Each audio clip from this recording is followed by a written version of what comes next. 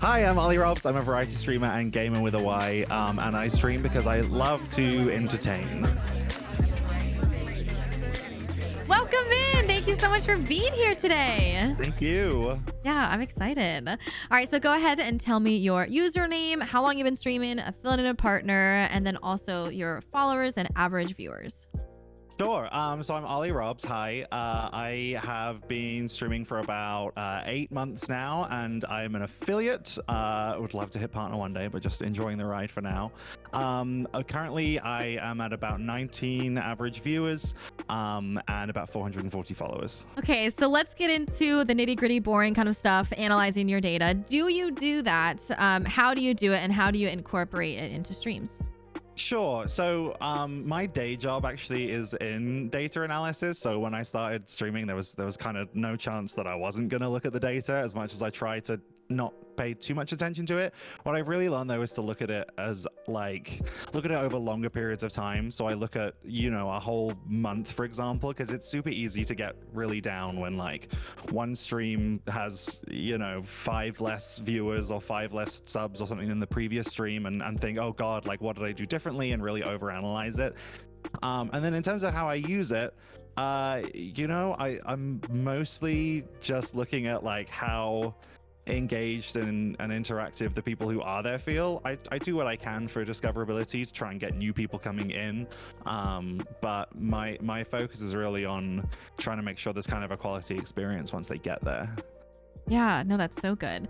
Do you have an example of one thing that you looked at your data and you're like, ooh, that was really good, I'm going to implement that for next time? Interesting. I don't know if I have an example specifically from one stream I did to another stream I did where I made a change and I saw a big difference, but I definitely do. I try and make a big point of spending at least as much time watching people's streams as I do streaming, and try and really stay in the mindset of a Twitch viewer as well, because I feel like that's the only way you're going to figure out, on any given day, or any given week, what's motivating people to come watch streamers. Yeah, well, that goes along with the engagement as well. So do you have any other things than you just recommended? How do you get people engaged, whether it's on social media or Twitch? So social media, I feel is one of those long games. It's also one of the things that if me, many people do, if you're working a full-time day job that's nothing to do with streaming and also trying to build a presence on a stream, the social media part can feel like the hardest part and the most work, because it's the thing that sort of feels optional, right? But it's not. You have to do it, but if you don't do it, you can still stream, if that makes sense. So I try to keep the content that I put on there short, mostly because it's easier to edit. I try and make things that are super reusable. So yeah. I'm posting a lot of the same content to TikTok, Instagram Reels, YouTube Shorts, those sorts of things. Anything where you can just kind of recycle a video in a certain format and get it up there, I try and do.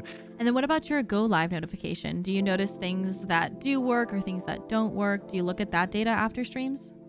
I do. I have taken a look at it a few times. I've never seen something I've done or haven't done make a huge difference. One thing I do try and make a point of is making the go live notifications super unique every time, because I feel if it's everyone's own preference, right? But I feel when I see the same go live notification, especially someone who streams super often, come up today it's the same as it was 2 days ago and 4 days ago, that to me doesn't give me a reason to go and watch today specifically.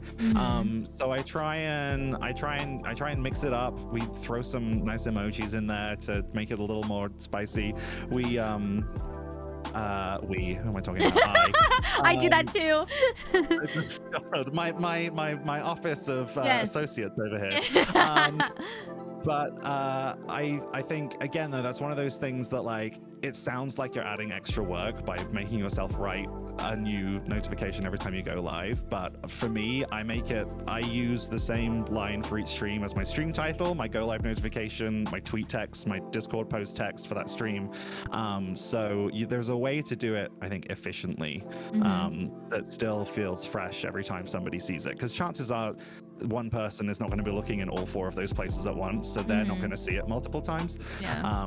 and it just it takes a little bit of the extra work out of keeping it fresh. Yeah, no, I love that. Love that idea. All right, so going back to Twitch, what do you do with your Twitch tags specifically, and do you have certain ones that work? Sure. Well, we love LGBTQIA+, obviously. I also get a decent number of people come in because they say they were searching on the British tag.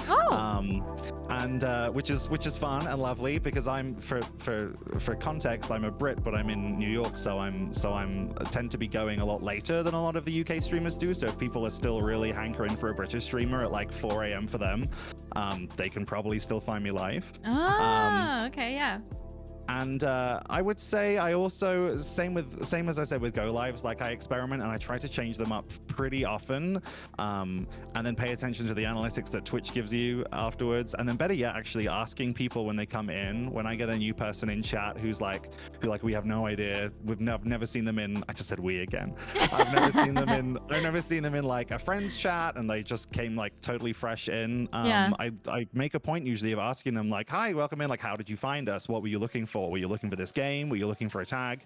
And a lot of the time they will say there's a specific tag that I have up that day that that they were looking for. Yeah. All right. So how do you specifically get creative and kind of stand out from the rest?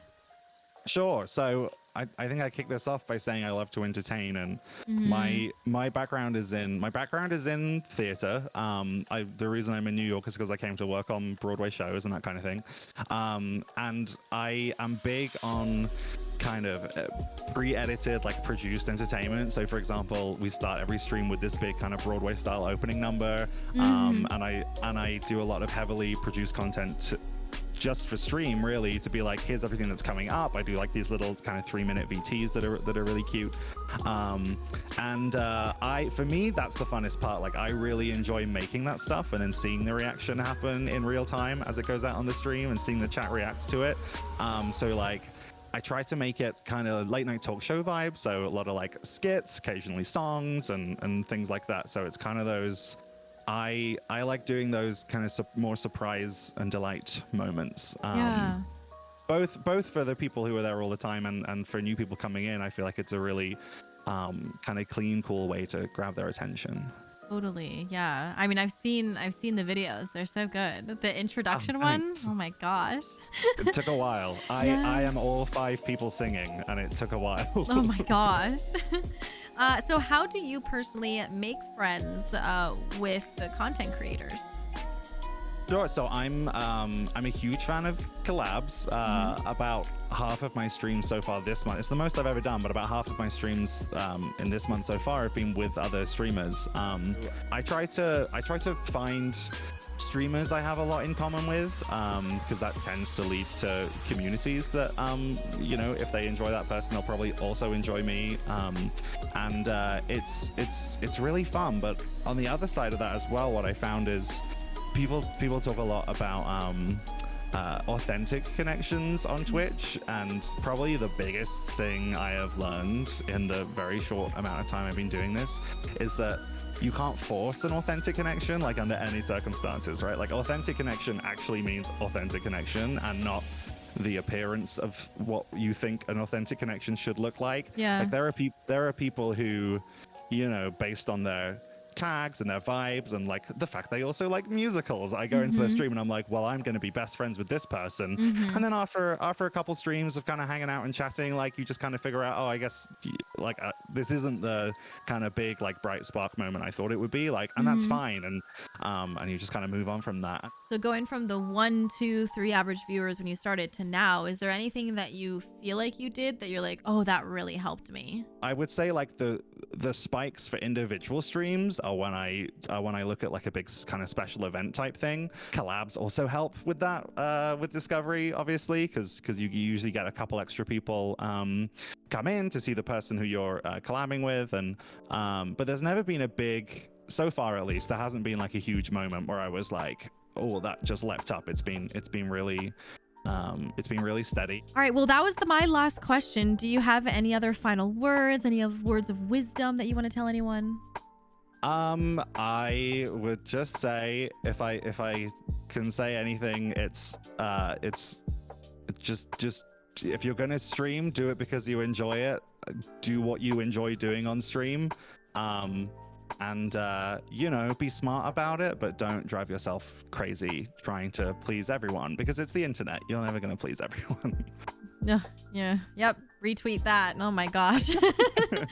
All right. Well, thank you so much. I appreciate you. You're lovely, amazing, wonderful people. So thank you. You yes. too. All right. We'll say goodbye to YouTube. Bye, YouTube. Bye.